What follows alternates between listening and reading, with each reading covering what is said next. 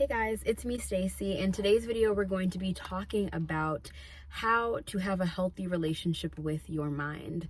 Now, these are just the chill car vibes. My videos, like I said in my first video here, are all going to be very chill vibes, are all going to be very low maintenance, just where we can share information with one another, where you guys can share in the comments what you're going through and how you relate to the information that I'm sharing, how I resonate with you and how this is helping you and stuff like that. So today I really wanted to talk about something that I've been going through, which is, really just trying to cultivate a healthy relationship with your mind. Keep in mind, like, I am undergoing these processes, but these are very long processes. They take a lot of shadow work. They take a lot of really seeing the trauma that you have and how it has impacted you throughout time, how experiences have impacted you throughout time. Also, I really want to I feel called to say this. You might be one of those people like me who don't really have things that you would consider deep trauma, because a lot of the time when I was trying to go through my shadow work and stuff like that, I'd be like, okay, well, I don't have these deep experiences. But there's no way to really measure a deep experience and how it actually impacts you.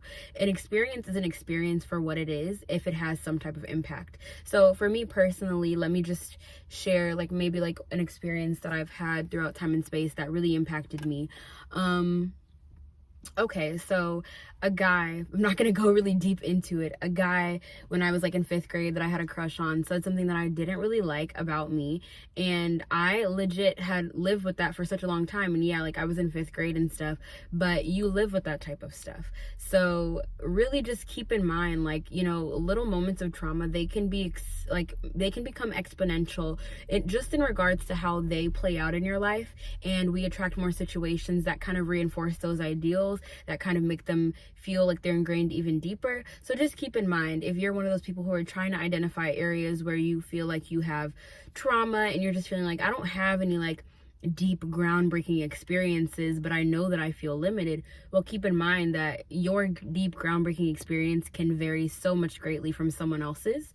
And someone with an experience that they would call deep and groundbreaking might not even necessarily have felt as impacted as you did by that little event. We're all different, all on our own journey. So keep that in mind as you try to really unroot and get to the basis of some of your own issues and stuff like that. So what I wanted to talk about today was really just the concept of having a healthy relationship with your mind.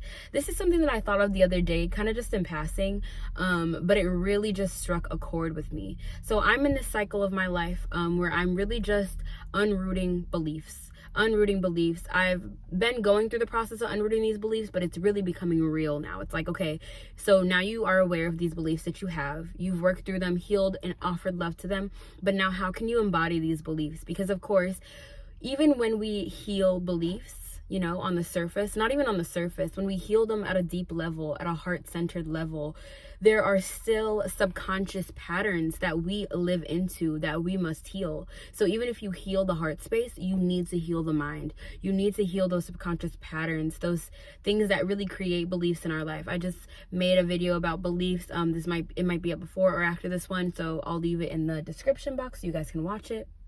Sorry, I'm looking around because I'm outside and it's beautiful outside, so just don't mind me. But anyway, essentially, how to have a healthy relationship with your mind. So the first thing that I want to get into, the first thing, girl, you've been talking the whole time. Well, be patient with me. This is all very important information. I be talking a lot, okay? So one of the very first things that I would say is, when we're getting into this self-work, it's really often just about self-love, which is very important. The self-love is the basis of everything. We really must get to the root of heart healing before we can heal anything else. That's a very fundamental part of our entire existence, the heart space, right?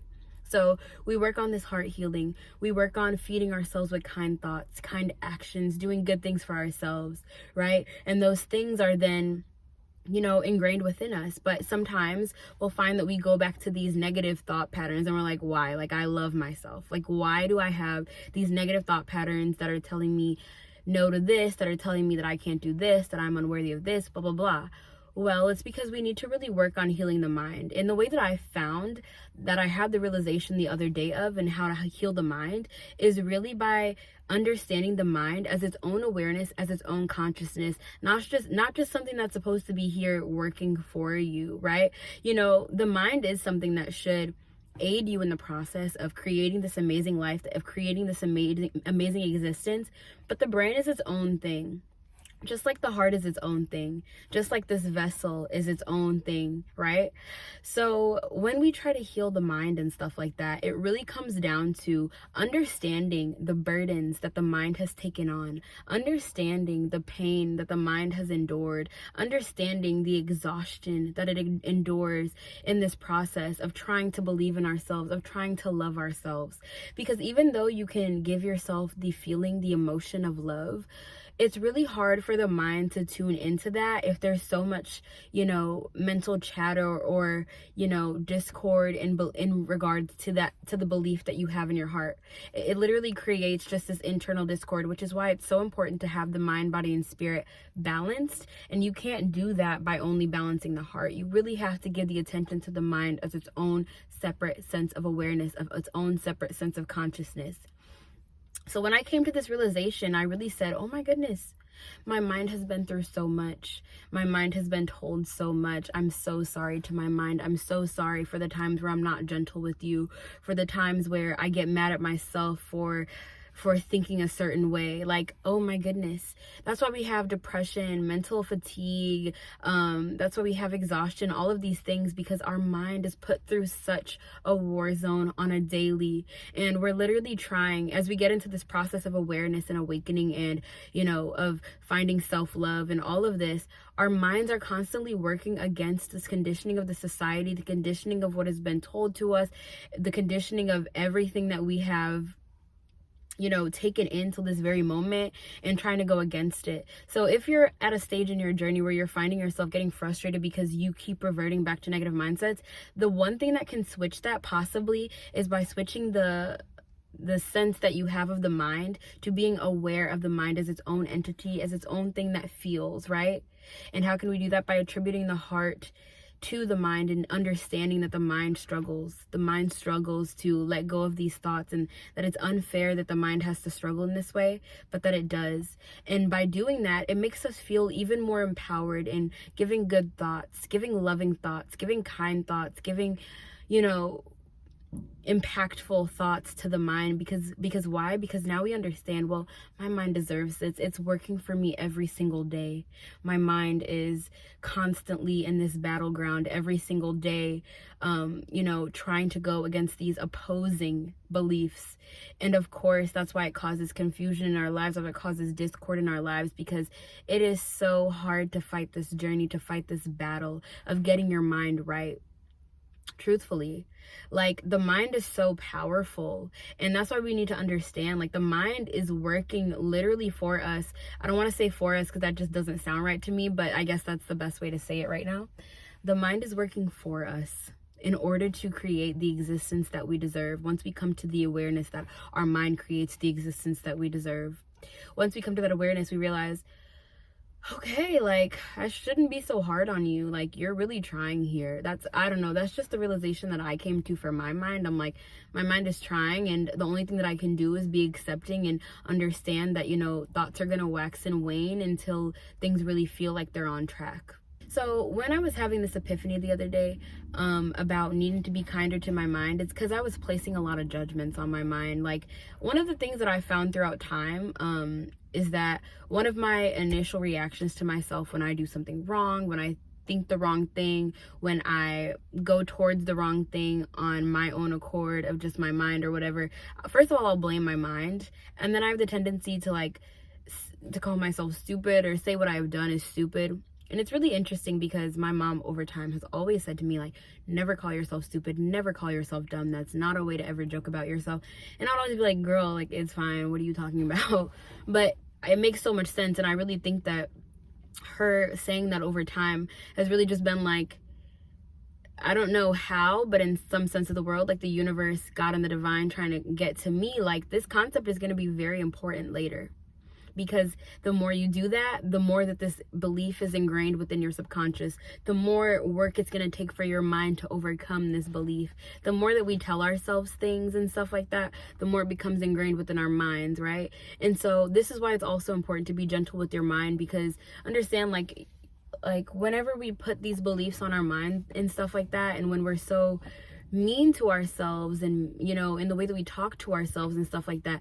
It really takes a lot for our mind to overcome these things. So when we can really understand our mind as a sense of awareness and just the way that our mental processes work, then it becomes a lot easier to not want to call yourself stupid or call yourself dumb or say that you make bad choice, whatever, you know.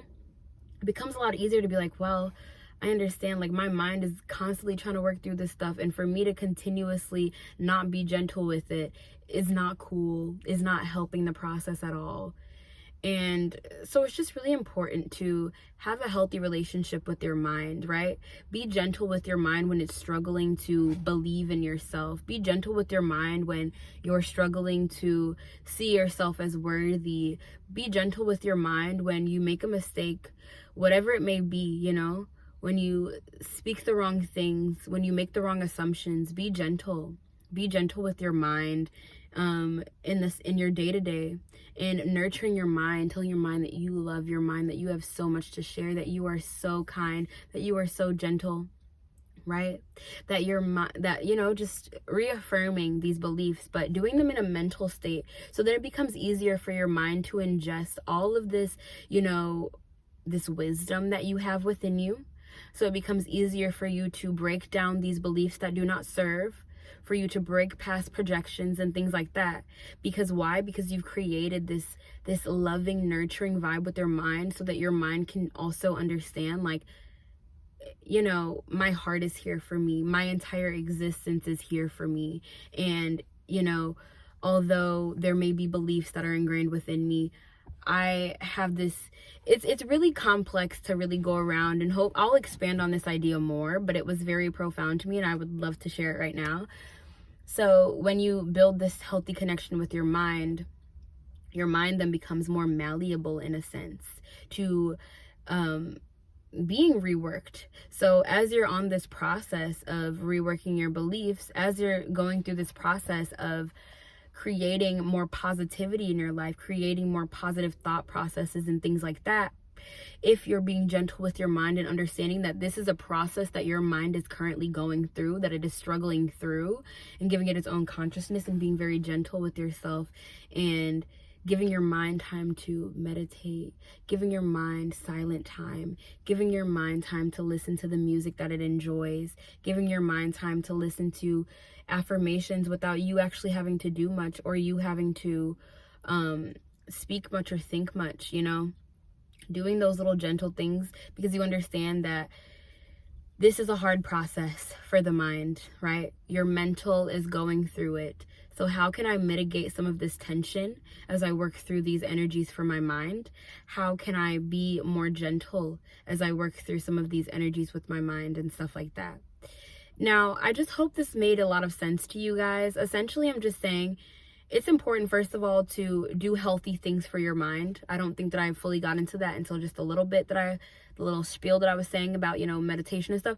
Do healthy stuff for your mind just as you would for your heart. Like when you do nice little self-care days, you buy yourself things, you wear face masks, you fill yourself with affirmations and whatever. Do that for your mind as well. Meditation time, like I said, where you're getting to shut off the mind and just letting it relax from all the stuff that goes on every single day.